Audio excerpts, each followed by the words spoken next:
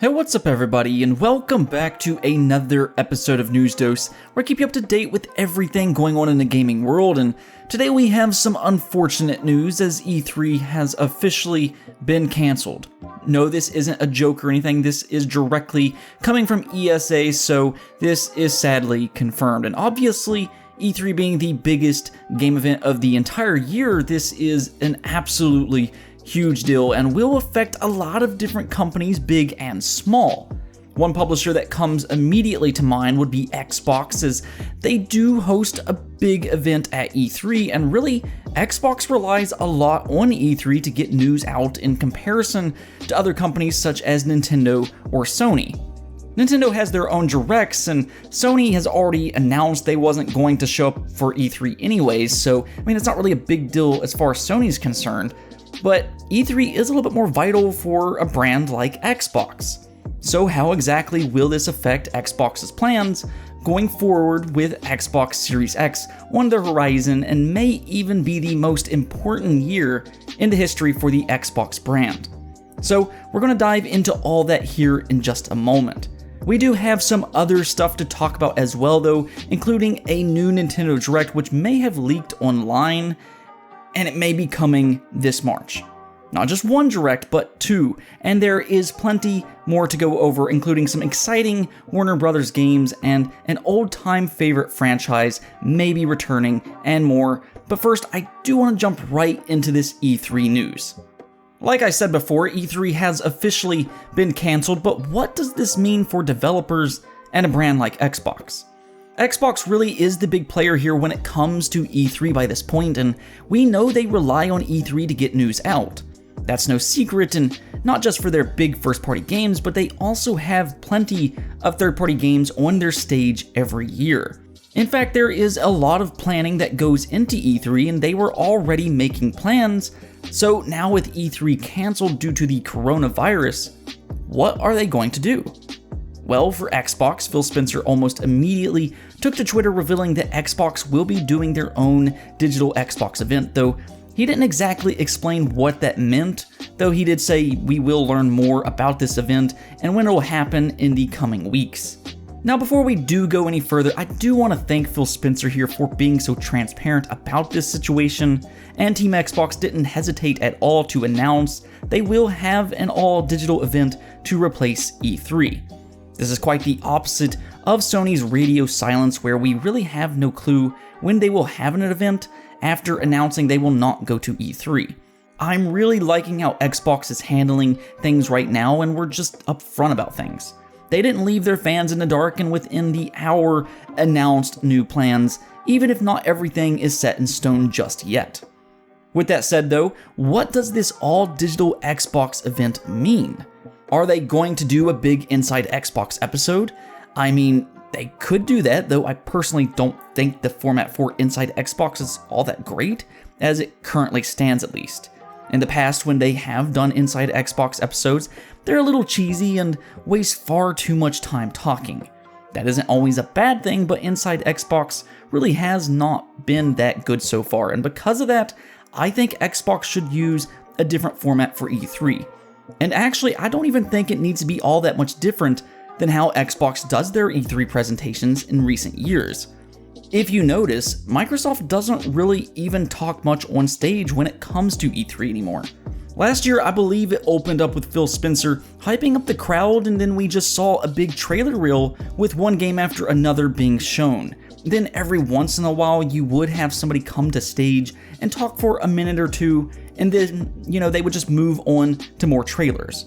So what I'm thinking is that they could possibly just do that. Square Enix also did something very similar last year with just a bunch of trailers compiled together. So, this isn't really anything particularly new.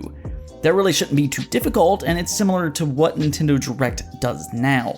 This will also allow Xbox to keep their third-party presence at E3 as well, because I know Xbox will be looking to highlight plenty of third-party games. We know Phil Spencer just went to Japan like a month or so ago, and he is likely going to want to show some more Japanese games at E3 like he did last year, and in this situation he would be able to do that. And if a developer wants to talk about their own game, they could just make a video and then send it to Microsoft themselves to include it into the Xbox Digital Conference. Now with that said, I do love interviews, and that is something that will be sorely missed from E3. I think that is one thing fans are overlooking right now. I mean, sure, we will still get plenty of publishers to post their own digital stream, but E3 is much more than just a big show.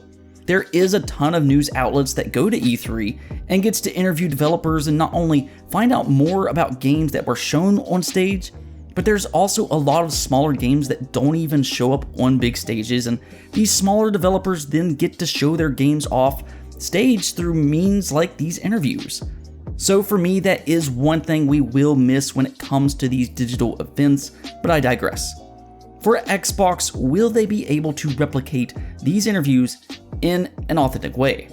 And as of this moment, I think that would be doubtful because I don't think many people will be traveling for the same reason E3 got canceled. Nobody's going to want to travel and chance getting this illness, and I don't blame them. With that said though, like I just pointed out, they can still get pre-made videos with developers talking about their game. If Microsoft acquires a studio, for example, you can have that studio talk about the acquisition similar to what Ninja Theory did, and you can still have Phil Spencer or Matt Booty announce it in a pre-made video. Even the Xbox Series X news that will likely be shown can be done this exact same way. When you look at something like the Xbox Scarlet video that was shown off last year, it was a pre-made video of people who worked on it talking about what it was capable of. So yes, I think doing a digital Xbox E3 doesn't have to be majorly different than what we are already used to. They practically already do most of this and just show trailers rolling one after another, so I think the biggest changes for just fans will come to the live reactions of fans cheering for games or authentic interviews, but those are after the big presentations anyways. I think the biggest negative out of this is this may affect business-related matters more than fans themselves, just because a lot of developers rely on E3 for business relations. They can get their games noticed or talk with other developers to strike up deals and things like that, but when it comes to digital streams, it's really going to rely on the format and how each publisher puts it out. I will say this though, if Xbox does something like past Inside Xbox episodes, that to me would be underwhelming. I mean, who knows, they could possibly knock it out of the park with another Inside Xbox and prove me wrong here, but if you want my opinion right now, I'm going to say they need to just stick with their current E3 formula and make something like Nintendo Direct. That's just my opinion, but that's all I'm going to say on the matter. Now speaking of Nintendo Direct, Nintendo came out and did not announce a new Nintendo Direct for E3. All they really said on the matter is that they support ESA for canceling E3, but however, there has been multiple reports over the last 24 hours that there will be 2 Nintendo streams for the month of March. I believe this was first reported by Venture Beats, I might be wrong about that, though multiple outlets have picked this up since. Either way though, apparently Nintendo is in the final stage of putting 2 streams together, and now all we need to hear is an official announcement. According to the reports though, the first stream will be March 18th to showcase Nintendo indie games, which honestly, I find that to be exciting alone just because I think the Switch is a fantastic platform for indie games.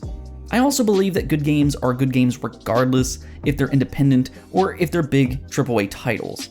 Some of my favorite games this generation has been quote-unquote smaller games such as Hollow Knight, Celeste, and the Ori franchise. And the list just kind of goes on and on. So I'm excited to see what they could be showing at a Nintendo Indie Direct. The other Direct though is the one that will get the most attention, as it is supposedly going to be a more general Direct where they talk about Nintendo games releasing this year. This will likely be March 26th, and based off some of the rumors that we have heard in the past, games like a new classic Paper Mario might show up. There's also some Metroid Fusion rumors circulating out there, and the reason I mention both of these are because they were leaked by some credible insiders. I'm not saying they will happen, but based off some insiders right now, we could be getting an announcement for those games. Also, we have that Mario Lego partnership that popped up online yesterday, and I wasn't actually aware of this yesterday, but apparently the European retailer Game may have leaked Nintendo Direct. See, when the Mario Lego partnership was first announced, Game posted on their website that they heard about it at a Nintendo Direct, which obviously didn't happen, and they quickly changed it. So I'm thinking maybe they might have goofed and revealed that the Mario Lego partnership was supposed to be shown at Nintendo Direct. It's not uncommon for big retailers to have this kind of information ahead of time so they can launch advertisement campaigns when a big game does get announced, so it's possible they may have goofed here. I guess we'll have to wait and see though, but I have my fingers crossed for a March Nintendo Direct. It's been far too long. Two other games that might show up there though before we get into the next topic, maybe possibly Bayonetta, and we also have Metroid Prime 4, so maybe we could see something on those. Oh, actually, there's also Zelda Breath of the Wild 2. I'm sorry, Zelda Breath of the Wild 2. Apparently I can't speak, but we also have those games, so maybe you might hear a little bit about those. Moving on though, we do have one more E3 digital presentation to talk about. That's because Jason Schreier revealed that Warner Brothers was going to do their first E3 this year and was going to show some really big and exciting games. They were going to show off a new Batman game, that new Harry Potter game that got leaked last year, and then a new Rocksteady game. Apparently they were going to show more than just that, but those three in specific he did name, and to me that Harry Potter game is the one that really excites me. Because I do think that you can make a really good Harry Potter game. Whether that follows the exact story of the Harry Potter movies or books, I'm not sure, but I think it has a lot of potential, and based off the leaked footage, this does look like a big AAA Harry Potter game. And I know there is a lot of fans for the Batman games as well, so that's really exciting. I'm also curious to see if it's linked to Rocksteady because Jason Schreier does make it seem like the Rocksteady game is its own separate thing. With E3 cancelled though, Warner Brothers will also have to do their own form of a Nintendo Direct. By this point, I think we should just come to expect this from all of the major publishers. Like I said earlier, it's all about format by this point, and I'm very curious to see how it all turns out, and will they all launch these streams in a week-long period similar to how E3 is now? And speaking of E3, this really could change the landscape of E3 going forward. I mean, will E3 ever be the same again after this year? Because if this digital format is successful, publishers might continue to do this in the future as well. So that's something to think about. In other news, the game Kakarot got some fantastic news today. Namco Bandai has revealed that Kakarot has sold 2 million copies worldwide, which is great for a number of different reasons. The thing is, Dragon Ball is a huge franchise, we all know that. But I think with this game selling so well, it kind of shows Namco Bandai what's possible with this type of format when it comes to Dragon Ball games. Really, we have seen these type of games in the past with something like Legacy of Goku, but those were Game Boy Advance games. We really haven't seen a big RPG Dragon Ball game like this on home consoles, or at least that I'm aware of, and I think it got a lot of people really excited. I know it didn't blow the world away in terms of quality, but it does have a lot of potential, and a lot of people are liking it, so I think Namco Bandai could make more games like this in the future. Kakarot covers the Dragon Ball Z saga, but could they also do a Dragon Ball Super saga? Maybe. It could end up being a big success as well. We also have to remember that Dragon Ball FighterZ was another big time seller, so if anything, Namco Bandai needs to just focus on making more quality Dragon Ball games. Now the last thing I want to talk about is Tony Hawk, because it appears we may see a new Tony Hawk game in 2020. That's something that I certainly wasn't expecting. This was revealed by Deathset, who apparently licensed 5 songs for a new Tony Hawk game and took to Twitter to boast about it. I don't really know why he's posting about it publicly before it has been announced, but here we are. Now, we actually talked about this on the channel not long ago. Activision did say that they want to bring back some older franchises, and when I looked at what Activision owns, not a lot of things popped out to me. Here though, it seems like one of those franchises returning will be Tony Hawk, which was a big franchise at one point in time. The question now is, can they bring it back in a meaningful way? Hopefully they can, but I'm going to just go ahead and take the Sony PlayStation 5 strategy here and just kind of wait and see. Anyways though, that's it for this episode, but if you liked the video, don't forget to hit the bell notification and subscribe button for more content just like this. Peace out.